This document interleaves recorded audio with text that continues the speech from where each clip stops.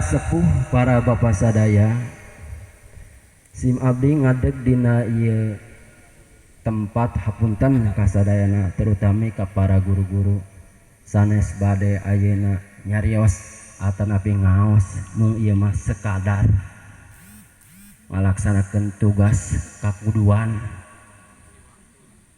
Pedah Republik Indonesia hari kemerdekaan anu ke-78 diproklamasikan ku Insinyur Soekarno Pakarno. Hari naon ge teh? Hari kemerdekaan. Judulan ieu ngaji teh Ruhul Jihad. Semangat juang. Semangat juang. Mudah-mudahan we para ibu sadana ku Allah masing dimerdekakan tina pangabutuh amin. Nalika aya problem suatu masalah mudah-mudahan ku Allah masing dilancarkan ulah ditambah-tambah ku kasulitan amin ya Allah ya rabbal alamin. Ruhul jihad, semangat juang. Dina Al-Qur'an Allah parantos ngadawuh walladina jahadu bina lanahdiyanahum subulana. Pidauh Allah ari jalmi-jalmi nu berjuang dina agama Allah yakin lanah dianahum eta jelema bakal dipasihan petunjuk, eta jalmi bakal dipasihan solusi dina perjalanan. Aya wae jalan kaluarna teh. Cara modelan urang boga hutang nginjem ka itu ka dieu ningang ka waktuna aya keur mayarna. Aya wae solusina. Cara jelema rek beger etah kuat aya jalana beger ge diantir ku Gusti Allah. Keur mah urang boga duit kata mah aya rasa hayang begerna, aya jalan keluarna teh. Kumaha wae cara aya jalan keluarna. Dina kaalusan cek Allah jelema nu berjuang dina agama Allah ku Allah bakal dibukakeun jalan keluarna solusina. Sekalipun urang sadaya ngagungkeun kana hari kemerdekaan aya dina kaayaan halodo, harese ku ekonomi, harese ku duit. Tong jadi bingung, tong jadi kasusah. Sabab jelema moal lepas tina urusan permasalahan, jalmi moal lepas tina masalah kesulitan. Moal bisa dipungkiri kangaranan hidup dalam dunia mah tetep aya perjuangan. Moal lepas tina perjuangan. Tergantung orang kumaha menyikapina. Insya Allah lamun ku orang ditanggapi secara kesabaran etah kasulitan bakal dihilangkan. Da moal salawasna sulit tetap setelah kesulitan pasti aya kemudahan. Inna ma'al usri yusra. Cek Allah saenyana setelah kesulitan teh insya Allah aya kemudahan. Setelah naik pasti aya turunan.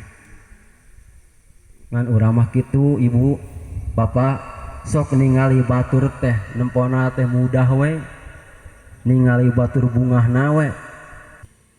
Kuhal sakitu urang eusi ieu kamardekaan ku urang sadaya ku jalan memperdalam dina ilmu agama. Eusian ieu nagara, eusian ieu kamardekaan teh ku SDM, sumber daya manusia. Ku SDM na, ku pendidikanana, rek pendidikan sakola, rek pendidikan agama. Mun sakola sing junun sakolana, mun ngaji sing junun ngajina. Hayang sukses sakola jeung ngaji syarat kudu ngawarok, syarat kudu toat, syarat kudu bisa diarahkan kudu jadi guruna jeung kudu jadi kolotna. Insya Allah bakal sukses. Ulah patojanya ari guruna titah cicing heula di pasantren, ari muridna hayang gerapina dorong weh kudu jadi kolotna heueuh sia daripada cicing wae di pasantren ge mending keneh pinah tuh ka bangunan moal jadi. Nah sabuna sabab bisa arah kudu patoja kudu ngahiji kudu sahate antara guru jeung murid, terutama jeung orang tua wali muridna. Insya Allah eta budak bakal sukses, bakal babari diarahkeunana lamun ngawaro dalam catatan taat. Eta we kuncina mah sing ngawaro. Mudah-mudahan murang kali urang sadana ku Allah masing dibabari diarahkeunana, amin ya Allah ya rabbal alamin. Jadi bieu teh eusian kamardekaan ieu teh kunaon? Ku sumber daya manusiana anu religius jeung jenius, supaya kuat negara Indonesia, supaya kuat negara ieu dibangun ku jalmi-jalmi eusian ku jalma-jalma anu ngerti kana agama tur jadi jelma anu pinter. Insyaallah ieu negara kuat eusian ku jelma pinter tur agamis, berjuang dina jalan Allah. Insinyur Soekarno, para sepuh, para bapak sadaya, memperjuangkan kemerdekaan sampai-sampai nepi ka di penjara di Bangka Belitung, di Digul. Tapi hatena tetap cumantel hayang ngamerdekakeun negara Republik Indonesia. Manjada wajada Soekarno sing saha jalma nu kayang insya Allah bakal parang merdeka awak. Bung Tomo sampai sowan ka Hadratus Syekh Hasyim Asy'ari, hayang merangan penjajah walana, hayang ngusir agresi militer Belanda. Sowan kumaha carana ngobarkeun semangat juangna rakyat Indonesia arek-arek Surabaya. Saur Hadratus Syekh obarkeun ngalawan penjajah Belanda ku ngagemakeun takbir Allahu Akbar, Allahu Akbar, kocar kacir orang walana. Sieun orang Islam mah teu kudu sieun ku jelema, teu kudu sieun ku orang Amerika sanajan boga rudal balistik. Cek orang kafir, cek orang Yahudi ngancurkeun negara Indonesia cuman satengah poe hancur negara Indonesia sabab alatna canggih, rudal balistik, bom atom. Teu sieun orang Islam mah. Nasabna aya wali Allah, aya kakasih Allah, aya Allah. Hasbunallah wa ni'mal wakil, ni'mal maula wa ni'man nasir. Kunaha maneh kudu sieun? Paeh mah cuman sakali asal aya dina jalan Allah. Teu sieun orang Islam. Matak hatena orang Islam mah yakin dipinuhan ku kayakinan, yakin dipinuhan ku kaimanan. Hadratus Syekh mere wajangan ka Bung Tomo gemarkeun masyhurkeun takbir pikeun ngalawan orang-orang penjajah walana. Takbir weh kocar kacir orang Belanda. Allahu Akbar. Ngeusi kamardekaan batur mah tumpah darah, ngeusi kamardekaan batur mah nepi ka nyaclakeun cai panon. Tingali kolot-kolot kapungkur, tingali perjuangan Pak Karno, tingali perjuangan Bung Tomo. Eusian ieu kamardekaan ku urang sadana ku pendidikan, ulangan saukur ngarasakeun buahna kemerdekaan, teu ningali kasulitan hayang merdeka. Sedengkeun pikeun ngahudangkeun ayeuna juang, pikeun ngahidangkeun ruhul jihad, semangat juang hiji musahadah. Kunaon bieu teh? Musahadah. Naon hartina musahadah?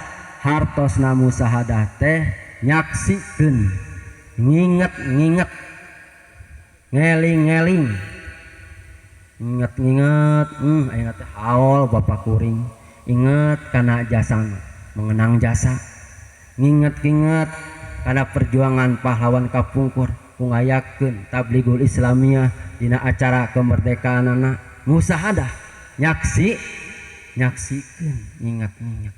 Cara modelan ayeuna urang dina kamayitan pan kudu aya bahasa musahadah ti imam atawa ti nu halal bihalal.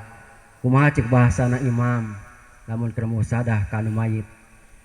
Cek imam teh ieu mayit teh mayit ahli ibadah jawab ku sarrea ahli ibadah saksikeun kumaha ieu jalmi teh ahli surga mayit teh ahli surga jawab ku urang kumaha ieu mayit teh ahli tolab ilmu jawab ku urang ahli tolab ilmu dimusahadahkeun disaksikeun ayeuna si abdi rek nyaksikeun ka para sepuh para basana ai urang ayeuna merdeka teu merdeka sekali merdeka tetap merdeka 17 tahun 1945 Bung Karno memproklamasikan proklamasi kemerdekaan Indonesia Raya dengan tema dengan ini kami menyatakan bangsa negara Indonesia merdeka pemuda merdeka para ibu merdeka para sepuh merdeka semangat juangna bieu teh kunaon sing bisa nyaksikeun kana kemerdekaan Republik Negara Indonesia saksikeun kemerdekaan teh lain cuman ieu mah naon kos pagawe negeri kudu upacara naon kudu nyaksikeun kana kemerdekaan menikos boga gaji Allahu Akbar rek kumaha urang elingna kana agama rek kumaha urang cinta kana nagara lamun teu daek nyaksikeun kana perjuangan-perjuanganana para pahlawan urang minum heula sekedap aduh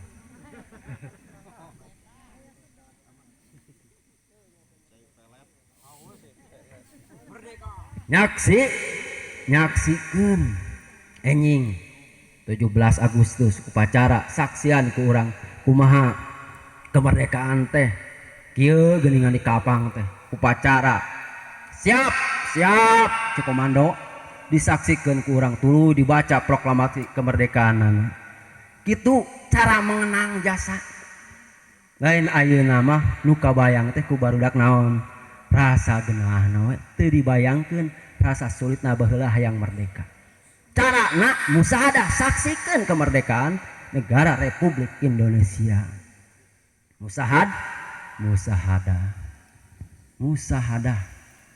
kusaha isian ku jalma-jalma anu musahadah jalma-jalma anu jenius jeung religius insyaallah lamun negara Indonesia desian ku pangeussi anu jenius religius ieu negara bakal kuat sabab dina diri jalmi anu jenius religius pasti ngabogaan sifat khauf sieun ku Gusti Allah sieun teu adil sieun teu bijak sieun masyarakat teu daang khauf jalmi nu jenius jeung religius ngabogaan rasa sieun ku Allah sedangkan lamun jalmi ngabogaan rasa khauf insyaallah bakal ngajurung kana ibadah ku rasa khauf bakal ngajurung eta jelema jadi jelema nu takwa ka Allah kadua eusian negara Republik Indonesia ieu ku jalmi-jalmi nu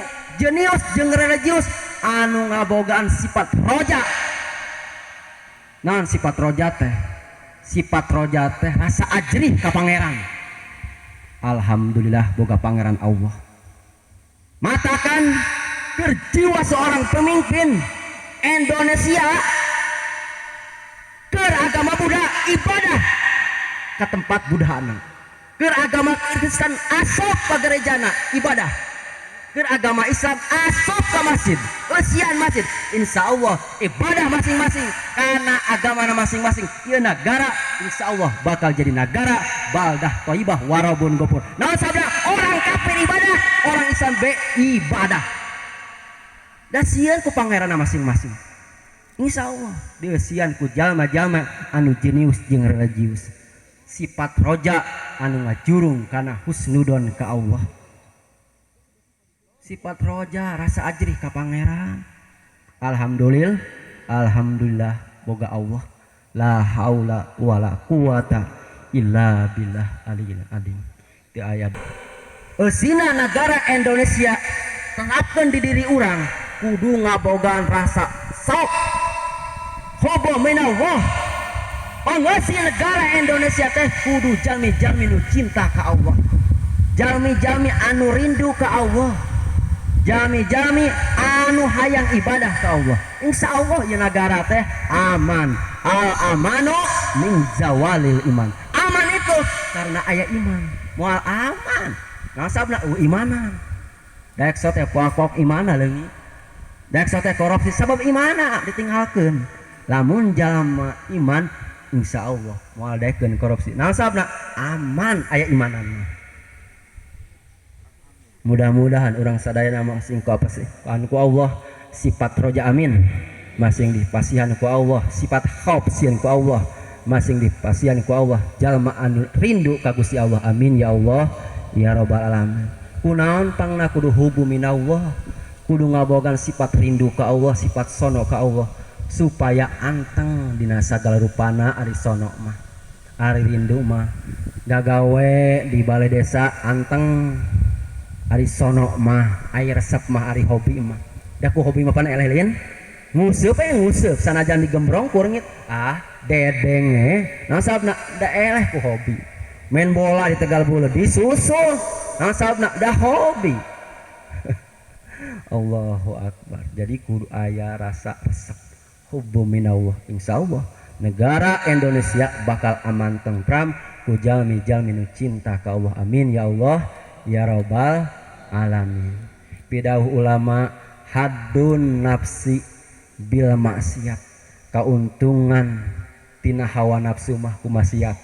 Eta marek maksiat init sanajan hujan ngincrik bari laleur bari kabulusan ini teh nasabna dibubungah ku iblis, dibubungah ku setan. Nasabna aya pamaksiatan. Haddun nafsi bil maksiat, kauntungan dina hawa nafsu mah ku pamaksiatan. Tapi sabalikna wahadun nafsi bitaat, kauntungan keur diri pribadi keur jiwa raga urang mah ku taat. Aya bahasa nafsu nu mata kaduhung, raga nu mata katempuhan. Jasi diri pribadi urang ku taat, ulah ngahiasi diri pribadi ku maksiat. Naon sababana bisi di bumi hanguskeun cara umat-umat kapungkur. Aya contona dina riwayat Kangjeng Nabi Ibrahim nepi ka 5 kali ngadua ka Allah hayang ngabumi hanguskeun masyarakatna, hayang ngancurkeun we ka kaumna. Kusab naon? Kusabab orang Yahudi, orang Israel, sipatanana orang Israel ieu bedegong, kaduana kritis ka Nabi.